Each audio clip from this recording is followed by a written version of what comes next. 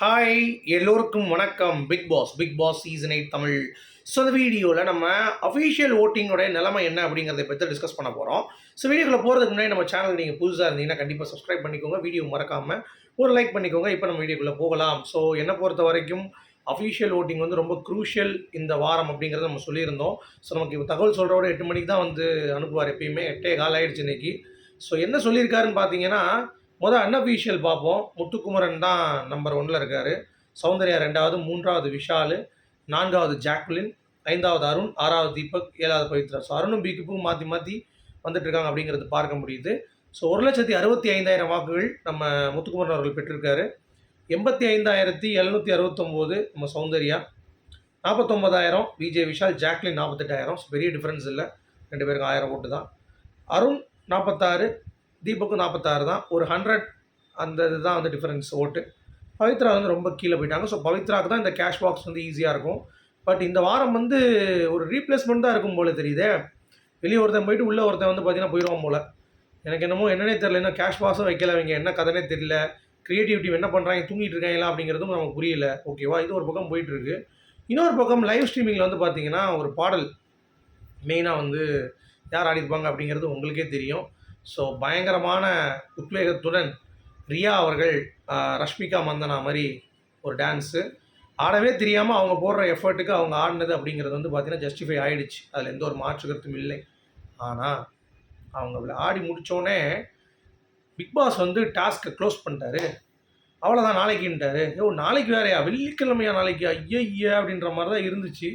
So சனி ஞாயிறு என்ன கதை ஒன்றும் புரியலை. இந்த சீசன் உள்ள விஷாலும் அருணும் தான் பேசிகிட்டு இருக்காங்க. என்னடா ஒருவேளை அடுத்த வாரம் ஃபைனல்ஸ் இல்லையா, இன்னும் தள்ளி போகுதா அப்படின்ற மாதிரிலாம் வந்து பேசிகிட்டு இருந்தாங்க. மேபி அந்த மாதிரி ஏதாவது ஆப்ஷன் இருக்காங்க. அப்படிலாம் இல்லை, விஜய் சார் சொல்லிட்டாருங்க, நீங்கள் வேறு இன்னும் ஒரு வாரம் தாங்க முடியாது எனக்கு, இந்த ஷோ இது போன ஷோ ஒரு வாரத்தில் டக்குன்னு முடிச்சுட்டு அடுத்த வாரம் வேலையை பார்ப்போங்க எல்லாம் அப்படின்ற மாதிரி தான் நானும் ரெடியாக இருக்கேன். சரி, ரைட்டு, இதுதான் நடக்குது.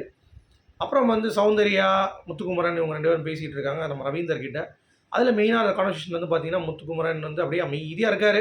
அவர் தெரிஞ்சிருச்சு ரவீந்தர் வந்து ரொம்ப இன்ஃப்ளூயன்ஸ் பண்ணுறாருன்ட்டு, அதனால் வாயை கொடுக்க வேணாம்னு சொல்லி அமைதியாக இருக்கார். இன்னொரு சைடில் சௌந்தர்யா வந்து பார்த்தீங்கன்னா, நீங்கள் என்னாலும் மைண்ட் கேம் பண்ணுங்கள், எனக்கு இனிமேல் பிரச்சனை இல்லை, நான் தைரியமாக தான் இருக்கேன். நான் பிக் பாஸில் பேசிட்டு வந்த பிறகு கண்டிப்பாக தைரியம் இருக்குது எனக்கு அப்படின்ற மாதிரி ஓப்பனாக அடித்து சொல்லிட்டாங்க. ஸோ அது வந்து அவங்களுக்கு ஒரு உத்வேகத்தை கொடுத்துருக்கும் அப்படிங்கிறதுல எந்த ஒரு மாற்று கருத்தும் இல்லை. சரி, இப்போ அந்த லைவில் நடந்துச்சுல அழுக, அது வந்து அஃபீஷியல் இம்பேக்ட் பண்ணிருச்சுன்னா கண்டிப்பாக பண்ணியிருக்கு. ஏன்னா 2வது இடத்துல இருந்த விஜய் விஷால் இப்போ 4வது இடத்துக்கு பின்னடைவை வந்து சந்திச்சிருக்காரு. அது எனக்கு ரொம்ப ஷாக்கிங். ஏன்னா ஓட்டு விவரங்கள் நமக்கு வராது, ஏன்னா அது வந்து சொல்ல மாட்டாங்க. இதே ரொம்ப சீக்கிரட்டாக நமக்கு வருது. ஸோ இப்போ என்ன ஷாக்கிங்னா, ஜாக்லின் செகண்ட் இருந்தாங்கல்ல, நம்ம மதியானம் மேலே ஒரு வீடியோ 4 மணிக்கு போட்டிருந்தோம்.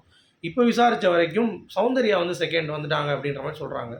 ஸோ முத்துக்குமரன் நம்பர் 1 தான் இன்னமும். பட் இதில் என்ன ஒரு ஆச்சரியன்னா, சொற்ப வாக்குகளே வித்தியாசமாக முத்துக்குமரனுக்கும் சௌந்தர்யாவும் பயங்கர டஃப்பாக போயிட்டுருக்கு அப்படின்றாங்க.